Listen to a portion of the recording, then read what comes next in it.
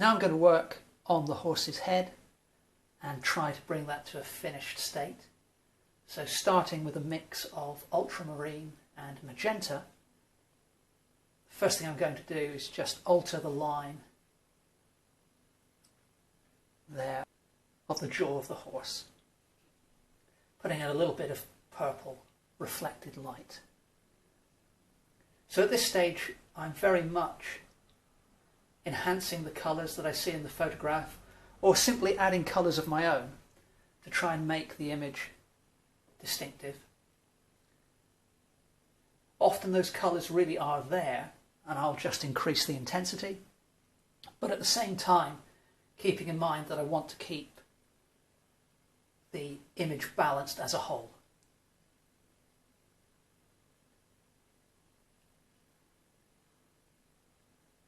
And then while I've got this colour on the brush, I'll perhaps think to myself, okay, well, I could get away with a little bit of purple on the tip of the ears here,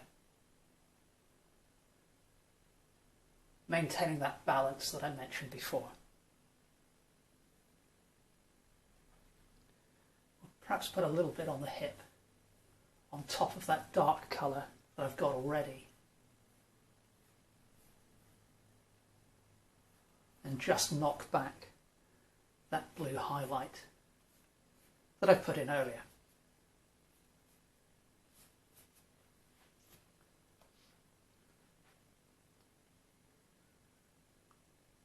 So next I think we'll work on the nostrils, adding a little bit of titanium white to the mix. So I've already put down some light blue highlights in this area, but the violet will complement those quite well. And just picking out the regions where the light is really striking and catching the horse's nostril. We'll use that just above the eye as well, I think.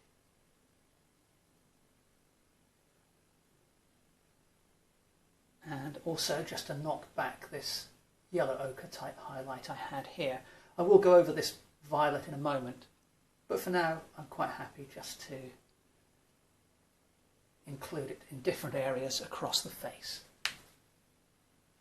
I've just wiped most of the paint off of my brush, and I'm going to use the dry brush just to introduce a little bit of that colour in the ears and some on the mane as well.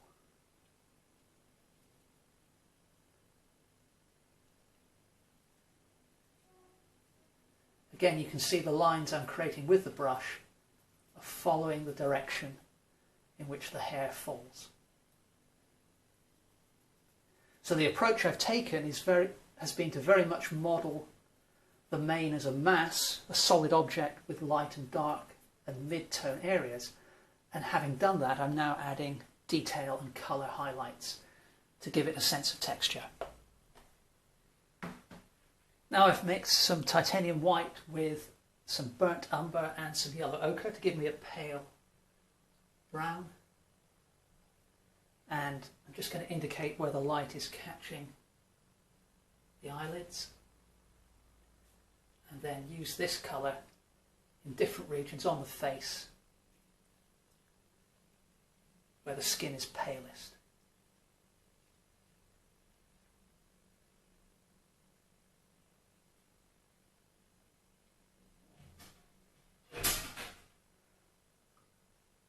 That's the mailman just arrived, you can probably hear.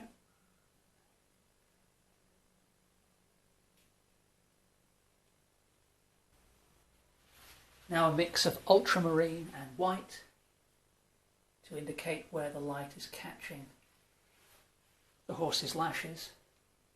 I think I'm going to use that around the eye as well.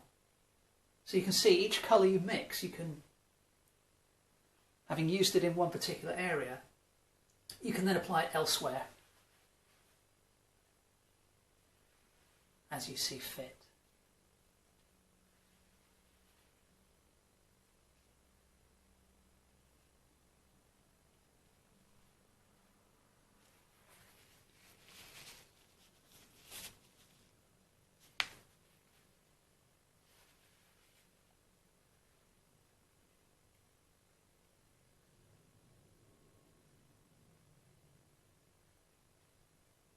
So the light is just catching on the edges of the horse's lips.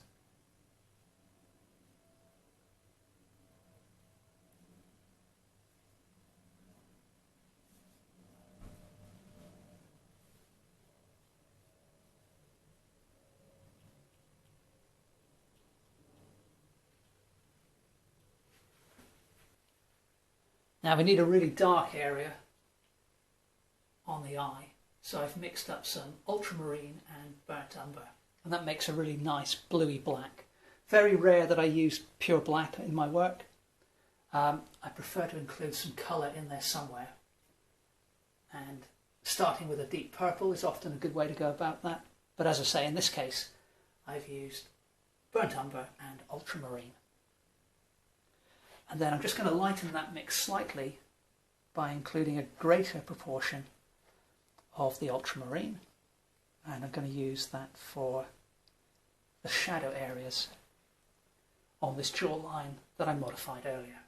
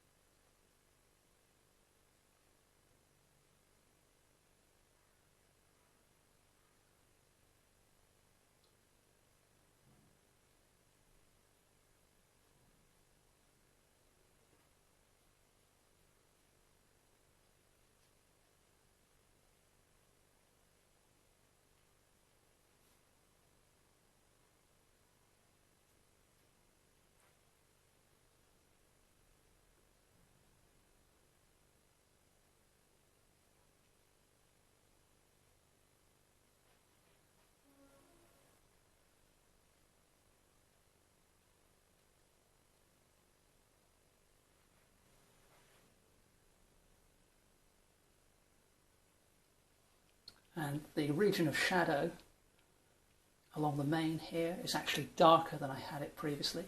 So let's darken that area.